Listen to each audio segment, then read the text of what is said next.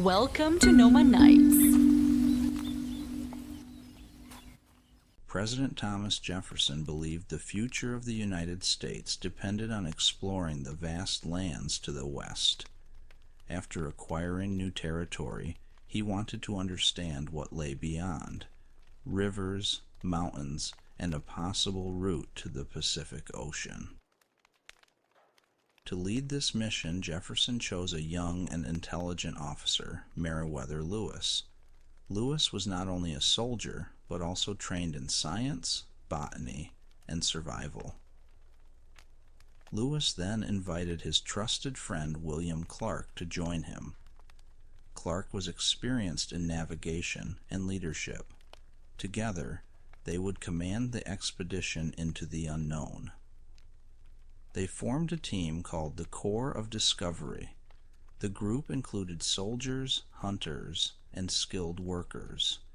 Each man had a role, and each knew the journey would be dangerous.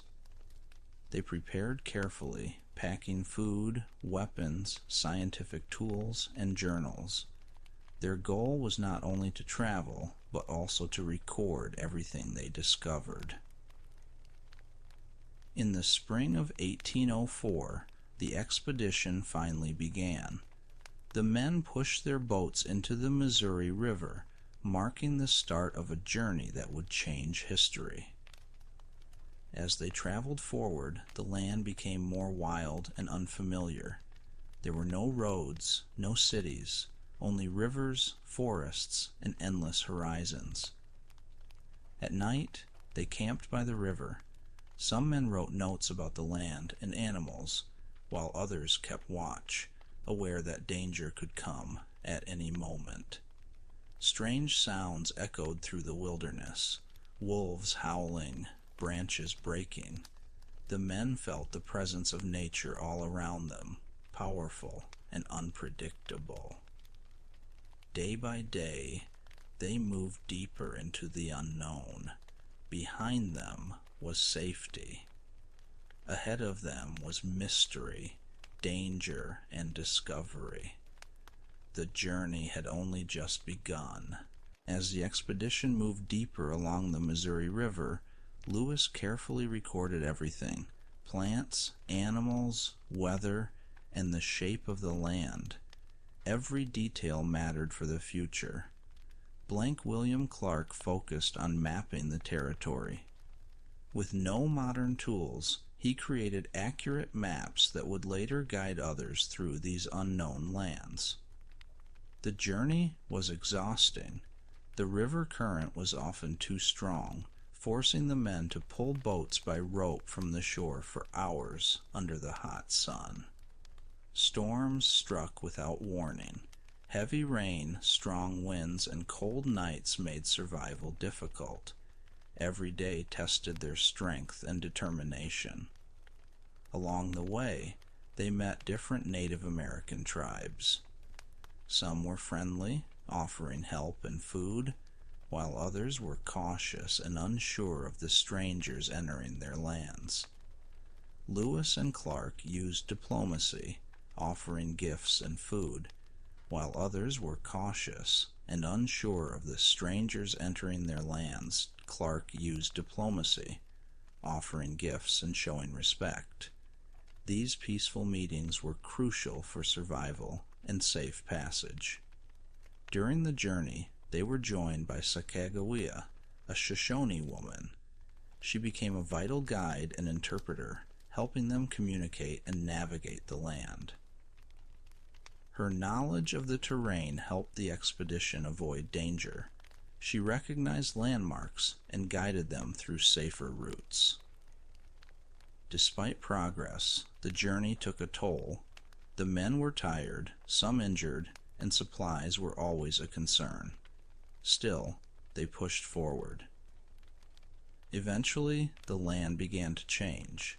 The flat plains disappeared, and in the distance, towering mountains appeared.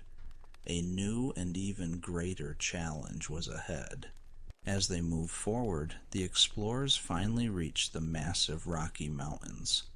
These were not small hills. They were steep, cold, and dangerous. The men realized their greatest challenge had just begun. The journey slowed down. The men had to climb difficult paths, carrying supplies on their backs. Every step was exhausting, and the air grew colder as they went higher. Soon, snow covered the mountains. The cold became intense, and movement became even harder. Some men were not prepared for such harsh conditions.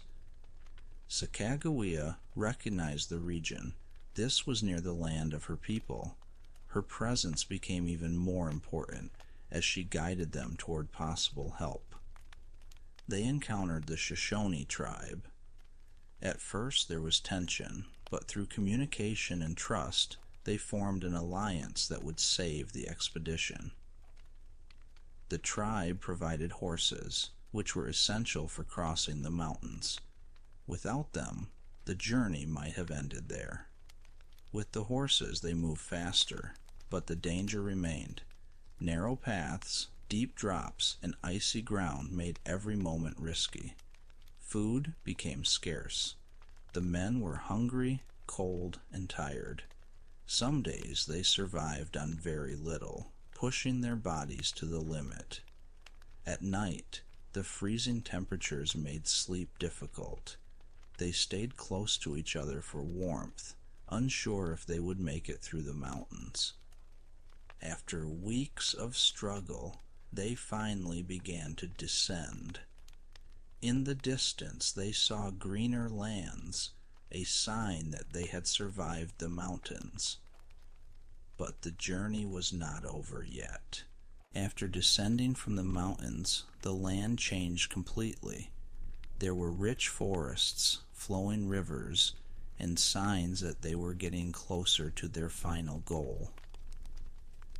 They built new canoes from trees to continue their journey by water. Traveling by river was faster, but still full of risks.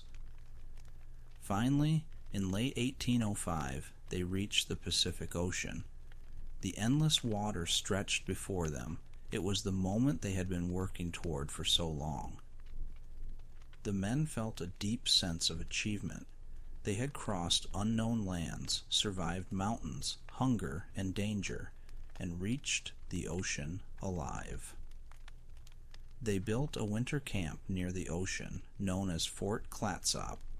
There they stayed for several months, resting and preparing for the journey back. The winter was harsh. Constant rain, cold weather, and limited food made life difficult even after reaching their goal. Sacagawea remained an important part of the group until the end. Her strength and guidance had helped the expedition survive. In 1806, they began the long journey back home. This time, they knew the land, but the distance was still great and dangerous. They retraced their path, moving faster and with more confidence. They had become stronger and more experienced. When they finally returned, they were welcomed as heroes. Their journey had expanded knowledge, opened new paths, and became one of the greatest explorations in history.